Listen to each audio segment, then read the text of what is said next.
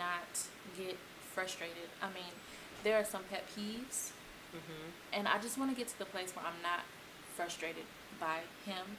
I just want to love him, flaws and all, which I do. But it's just sometimes. Sometimes the flaws are not so great. Yes.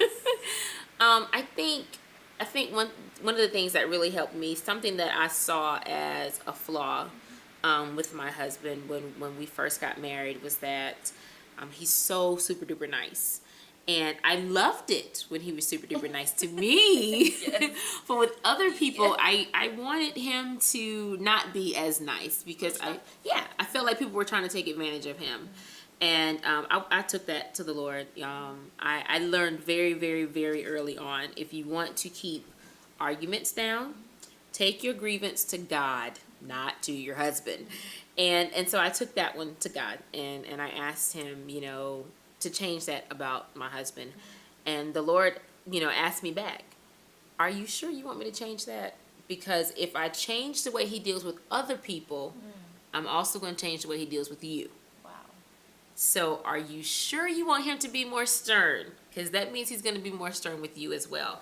And that kind of helped me to understand that at that moment, it seemed like a flaw to me, but it was really one of the things that I loved the most about him. And so I was able to love that about him.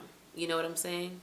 Okay, so if I'm taking my grievances to God, and I'm not talking to him about it, then where's the communication? Like, if he doesn't know how I'm feeling, if he doesn't know, my thoughts at that time, and how do you communicate then, or what are the things that I should be communicating to him?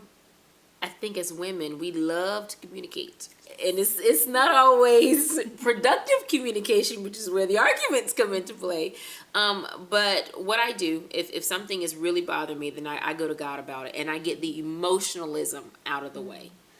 And after I've gotten the emotionalism out of the way, and I've asked God to help me to see the situation from his perspective, and sometimes that might mean I don't say anything for a week.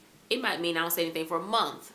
But when I'm really going to God and I'm emptying it out, the emotions aren't so raw, and it doesn't bother me as much.